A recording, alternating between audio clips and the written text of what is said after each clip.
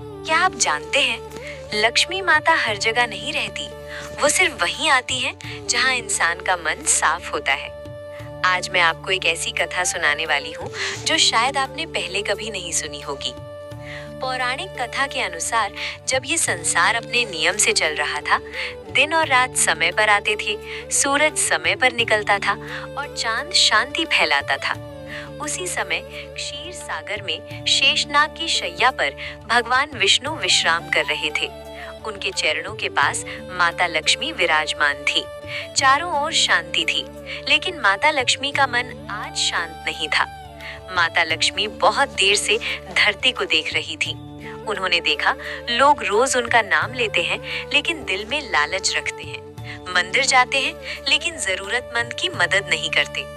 माता ने धीमे स्वर में कहा, स्वामी, लोग मुझे धन समझते हैं, लेकिन ये नहीं जानते कि मैं साफ मन में ही टिकती हूँ। भगवान विष्णु ने आंखें खोली। उनकी आवाज में स्नेह था। लक्ष्मी, जब तक मनुष्य को धन और धर्म का फर्क नहीं समझ आएगा, तब तक उसे सीख मिलनी जरूरी है।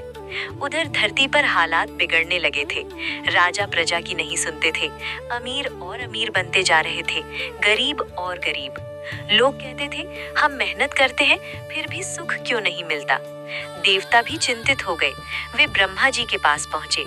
ब्रह्मा जी ने कहा, अब समय आ गया है कि विष्णु और लक्ष्मी मनुष्यों के बीच जाएं और उन्हें कर्म का अर्थ समझाएं। माता लक्ष्मी ने मनुष्य रूप में जन्म लिया, एक छोटे से गांव में, एक साधारण परिवार में। उनका नाम रखा गया श्री। श्री बहुत सुंदर थी, लेकिन सादगी में। उनके पास ज्यादा धन नहीं था, पर उनका मन हमेशा शांत रहता था। जहाँ भी श्री जाती, वहाँ झगड़े कम हो जाते, घर में सुख आने लगता। लोग नहीं जानते थे कि उनके बीच स्वयं लक्ष्मी चल रही हैं।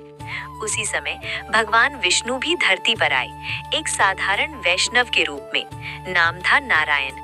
न उनके पास धन था, न बड़ा घर।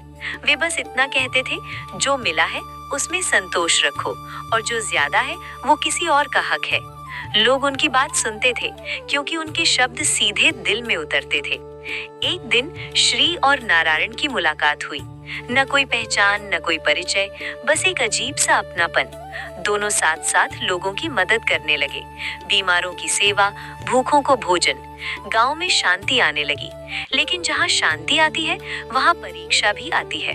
अचानक गांव में अकाल पड़ गया। अन्न कम हो गया। लोग डर गए। कुछ लोगों ने कहा, जहां से ये श्री आई है, वहीं से विपत्ति आई है। लोगों ने श्री को दोष देना शुरू कर दिया।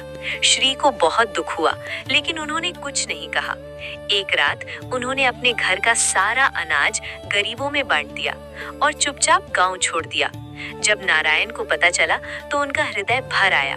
उन्होंने आकाश की ओर देखा और कहा, लक्ष्मी, अगर तुम नहीं रहोगी तो ये संसार खाली हो जाएगा। उसी क्षण आकाश में बादल गरजे, हवा चलने लगी। श्री रुक गईं। उनके चारों ओर एक प्रकाश फैल गया। नारायण भी अपने दिव्य रूप में प्रकट हुए। लोग भय और श्रद्धा से झुक गए। भगवान विष्णु बोले, लक्ष्मी वहां नहीं रहती जहां डर और लालच होता है।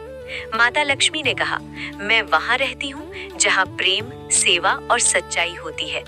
उस दिन गांव के लोगों को समझ आया, धन मांगने से पहले मन साफ करना पड़ता है। भगवान विष्णु और माता लक्ष्मी अपने लोक लौट गए, लेकिन जाते जाते एक बात कह गए, जहां इंसान इंसान का दुख समझेगा, वहां हम स्वयं आएंगे। और तभी से कहा जाता है, लक्ष्मी सिर्फ तिजोरी में नहीं, अच्छे कर्मों में रहती है। अगर ये कथा आपके मन को थोड़ी सी भी छू पाई हो, तो कृपया वीडियो को लाइक करें और ऐसी ही पवित्र कथाएं सुनने के लिए चैनल को सब्सक्राइब जरूर करें। जय विष्णु भगवान, जय माता लक्ष्मी।